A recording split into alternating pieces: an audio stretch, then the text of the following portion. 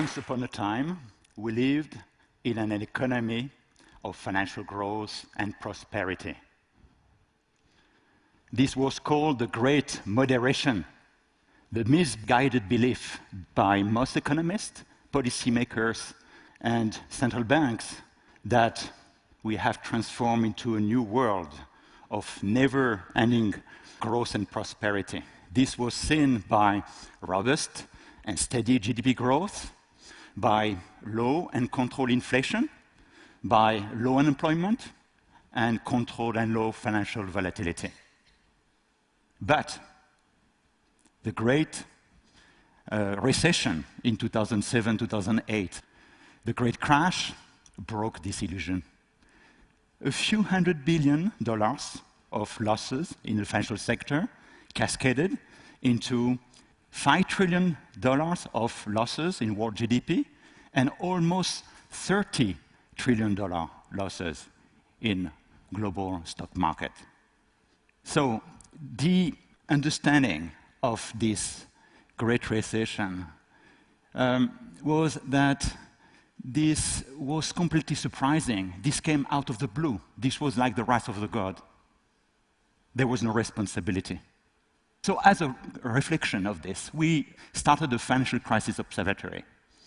We had the goal to diagnose in real time financial bubbles and identify in advance their critical time. What is the underpinning scientifically of this financial observatory? We developed a theory called Dragon Kings. Dragon Kings represent extreme events, which are of a class of their own. They are special. They are outliers. They are generated by specific mechanisms that may make them predictable, perhaps controllable. Consider a financial price time series, a given stock, your preferred stock, or a global index. You have these up and downs. A very good measure of the risk of this financial market is the peaks to valley that represent a worst-case scenario when you bought at the top and sold at the bottom. You can look at the statistic, the frequency of the occurrence of peak to valleys of different sizes, which is represented in this graph. Now, interestingly, 99% of the peak to valleys of different amplitudes can be represented by a universal power law represented by this red line here. More interestingly, there are outliers, there are exceptions, which are above this red line, occur 100 times more frequently, at least, than the extrapolation would predict them to occur based on the calibration of the 99% remaining peak to valleys. They are due to transient dependencies such that a loss is followed by a loss, which is followed by a loss, which is followed by a loss. This kind of dependencies are largely missed by standard risk management tools, which ignore them and see lizard while they should see dragon kings. The root mechanism of a dragon king is a slow maturation towards an instability, which is the bubble, and the climax of the bubble is often the crash. This is similar to the slow heating of water in this test tube, reaching the boiling point, where the instability of the water occurs, and you have the phase transition to vapor. And this process, which is absolutely nonlinear, cannot be predicted by standard techniques, is the reflection of a collective emergent behavior, which is fundamentally endogenous. So the cause of the crash, the cause of the crisis, has to be found in the inner instability of the system, and any tiny perturbation will make this instability occur. Now, some of you may have come to your mind that is this not related to the black swan concept you have heard about frequently? You remember, black swan is this rare bird that you see once and suddenly shattered your belief that all swans should be white. So it captured the idea of unpredictability, unknowability, that the extreme events are fundamentally unknowable. Nothing can be further from the Dragon King concept I propose, which is exactly the opposite, that most extreme events are actually knowable and predictable. So we can be empowered and take responsibility and make prediction about them. So let's have my Dragon King burn this black swan concept. There are many early warning signals that are predicted by this theory. Let me just focus on one of them, the super exponential growth with positive feedback. What does it mean? Imagine you have an investment that returns the first year 5%, the second year 10%, the third year 20%, the next year 40%. Is that not marvelous? This is a super exponential growth. A standard exponential growth corresponds to a constant growth rate, let's say of 10%. The point is that many times during bubbles, there are positive feedbacks, which can be of many times, such that a previous growth enhance, push forward, increase the next growth through this kind of super exponential growth, which is very transient, not sustainable.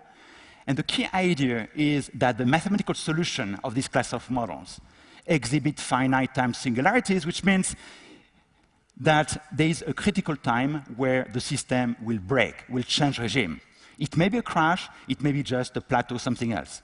And the key idea is that the critical time, the information about the critical time is contained in the early development of this super exponential growth. We have applied this theory early on, that was our first success, to the diagnostic of the rupture of key elements on the iron rocket.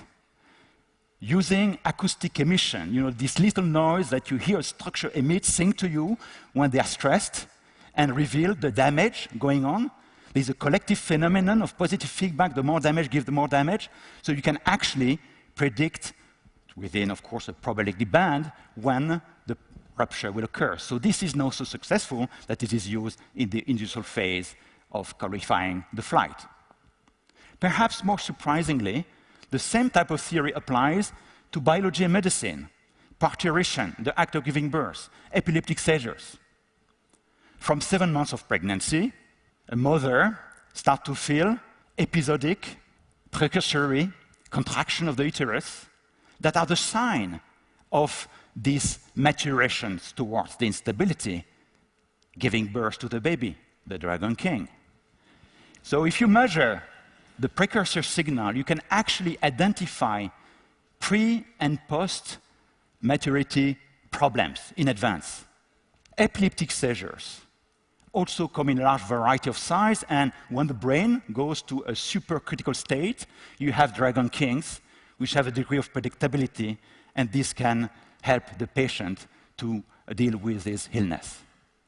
We have applied this theory to many systems, landslides, glacier collapse, even to the dynamics of prediction of success, blockbusters, YouTube videos, movies, and so on. But perhaps the most important application is for finance. And this theory illuminates, I believe, the deep reason for the financial crisis that we have gone through. This is rooted in 30 years of history of bubbles.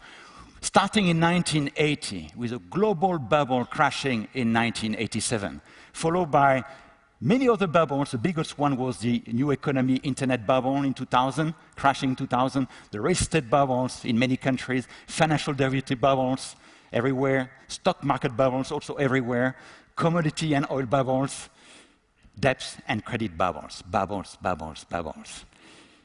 We had a global bubble. This is a measure of a global overvaluation over all markets, expressing what I call an illusion of a perpetual money machine that suddenly broke in 2007. The problem is that we see the same process, in particular through quantitative easing, of a thinking of a perpetual money machine nowadays to tackle the crisis since 2008 in the US, in Europe, in Japan. This has very important implications to understand the failure of quantitative easing as well as austerity measure, as long as we don't attack the core, the structural cause of this perpetual machine thinking. Now, these are big claims. Why would you believe me? Well, perhaps because in the last 15 years, we have come out of our ivory tower and start to publish ex ante, and I stress the term ex ante, means in advance, before the crash confirmed the existence of the bubble or the financial excesses. These are a few of the major bubbles that we have lived through in recent history. Again, many interesting stories for each of them. Let me tell you just one or two stories associated with massive bubbles. We all know the Chinese miracle. This is the expression of the stock market of a massive bubble, a factor of 300% in just a few years. In September 2007, I was invited as the keynote speaker of a macro hedge fund management conference, and I showed to the conference a prediction that by the end of 2007, this bubble would change regime. There might be a crash, certainly not sustainable. Now, how do you believe the very smart, very motivated, very informed macro hedge fund managers reacted to this prediction? They had made billions just surfing this bubble until now.